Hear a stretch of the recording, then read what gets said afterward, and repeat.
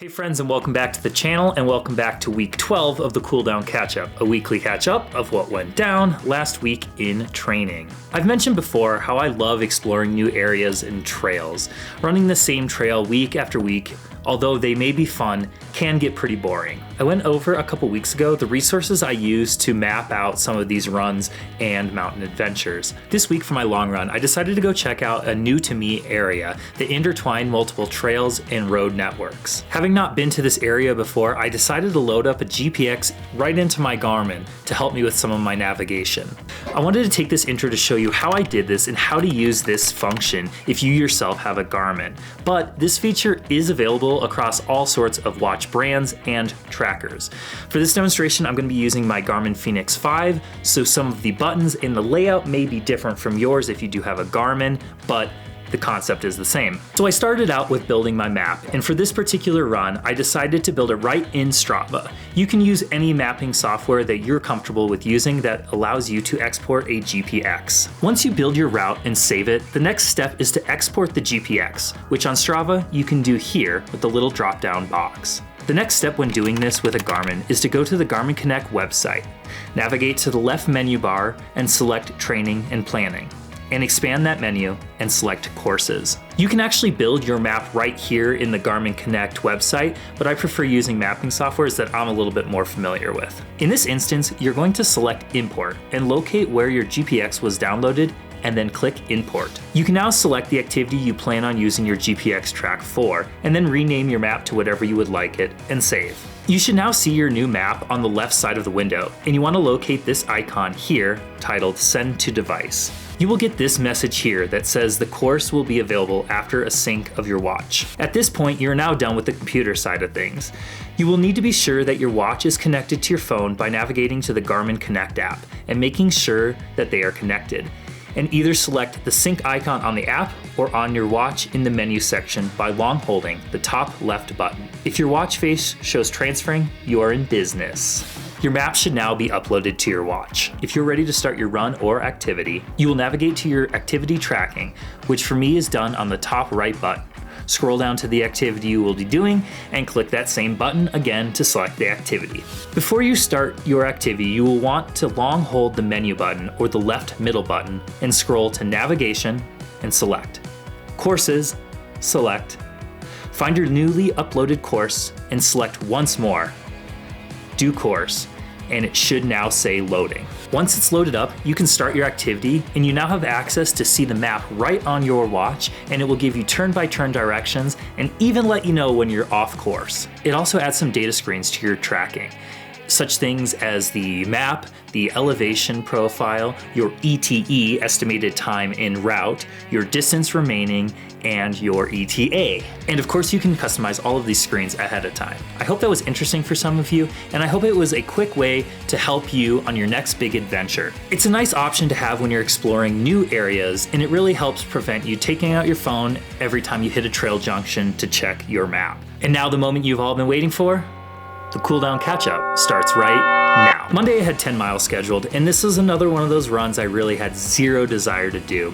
I sat in my truck, contemplated my life, but I did force myself to get out and go for that run. And within a couple of miles, I felt like I was getting into the groove. It's Monday, 10 miles on the plan.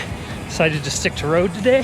Hip flexors have been tight, so I figured trying to keep it somewhat flat, yet there's still hills everywhere around the house. And it's really cool that this was another one of those unplanned, unmotivated mileage PRs. The 10 miles ended me with about 607 feet of gain. Tuesday, I took a rest day. Wednesday, I had plans for plugging some gear with my buddy Jesse in Eldo all day. My plan was to, after climbing, I would run for my 2-hour timed run right there in Boulder in the plains. But when we got done, it was extremely hot, and I really just did not want to run in that heat and the direct sunlight. So I opted to come back home, get at a higher elevation, and hopefully escape a little bit of the temperature. I ended up with 13.3 miles in those 2 hours, and I actually ended up setting my half marathon PR. It's not very often that I run on flat roads for longer than 8 to 10 miles, And so this was probably the longest continuous time that I was not on trail. Usually anything over that distance ends up being on trail with a little bit more elevation, so my times and pace are not as quick. During this 2-hour run, I got my 13.3 miles, as I said, with 591 feet of gain. Thursday, I had my long run planned of 22 miles, and I wanted to go and explore some new trails that were hopefully dry. So I headed down to the South Platte and decided to do my miles in at Buffalo Creek. Thursday, out here for my long run of the week, 22 miles. Came out to Buffalo Creek to explore some different new trails. So far, been amazing, nice and flowy. But beautiful day. It's like mid-60s, a little bit warmer than I'm used to being running lately, but just hit 5 miles in, so still got quite a bit to go. The first 9 miles had spectacular flowy trails and views of the South Platte's towers and different rock formations.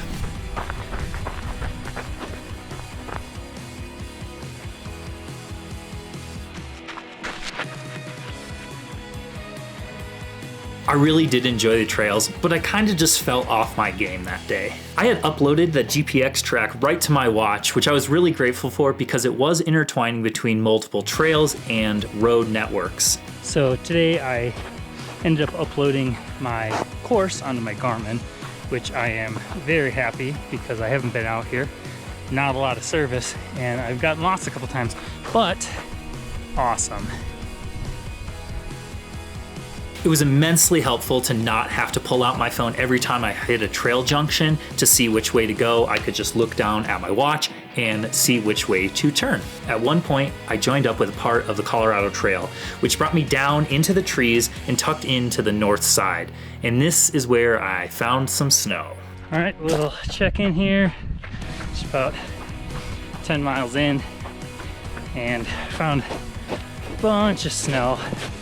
So it's kind of hard to maintain any decent pace. So a lot of hiking right now.